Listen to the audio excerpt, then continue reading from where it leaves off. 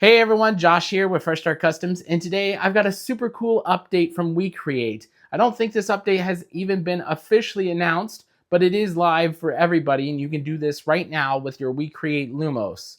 Before, you would get a camera image of a 4x4 square, and now you have the full slide extension tray camera preview. What I mean by that is instead of seeing just like a 4x4 square like this, you can now see the entire tray all at once. And to do that, I've got 4 of these laid out on the tray here, just so you can see the image when we refresh here.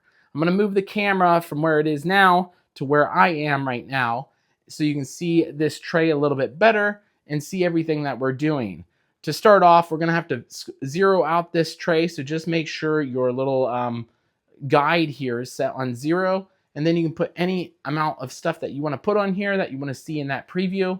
So let's go ahead and move the camera. We're going to get started. I'm going to show you this. I'm not going to do any actual engraving in this video. I'm just going to show you how the camera preview works.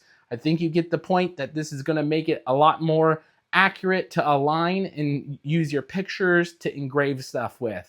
I'm a little short on time, but if you want to see this in the future, we can maybe do that in the future. But with that said, let's go ahead and move the camera. We're going to get started. I'm going to show you this here. All right, you guys, so to start off, you want to zero this out. Like I said earlier, just move this to the 0 marker. You can place any amount that you want on here. Right now I have 4. And then what we're going to do is we're going to jump over to the software here. When you have the software loaded, you're going to go up to click on laser flat. You're going to change it to auto slider.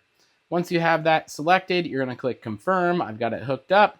And then you're going to click initialize. When you click initialize, what that's going to do is it's going to move this back and forth and register where it's at in the placement. That way it makes sure that it's on that 0 to out point there. After it initializes, it's going to refresh here, and you're going to just see a blank white screen all the way across. This is going to be the camera image that we're looking for here. So now when you click refresh, instead of a 4x4 square, we're going to click refresh, and then we're going to make sure our 2 dots are aligned, which it's already aligned here, and I'm going to click confirm. What that's going to do is it's going to start taking pictures here.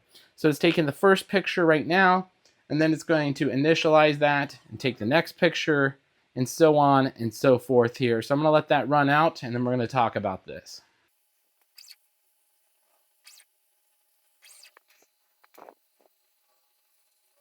All right, guys, so now that you can see, it has honed in on the center point here. So you can do all the way up to like 17 inches or so on this, roughly, give or take. But in the software, you can see our little squares here aligned on the page here.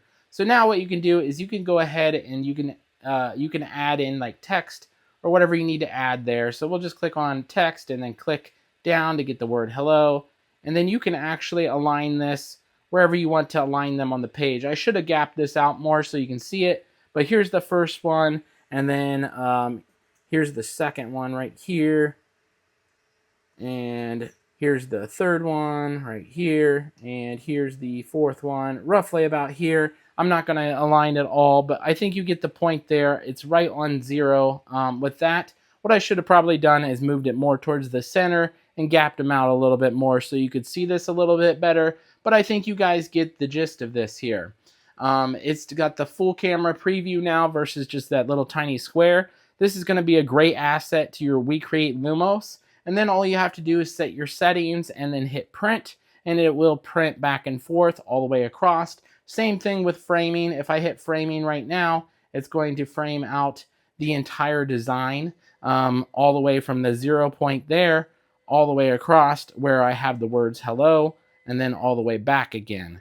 So I think you get the point. That's going to show you where they're all going to land all the way across. Since I have multiple designs, that's why it's jumping all the way back and forth. Other than that, if you guys have any questions, let me know down in the comments below, and we'll catch you guys in the next one.